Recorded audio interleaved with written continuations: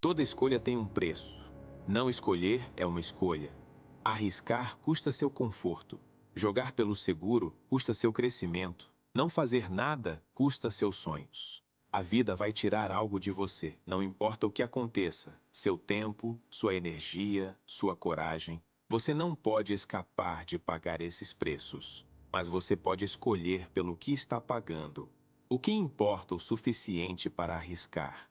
O que vale o seu medo, o seu esforço, o seu coração?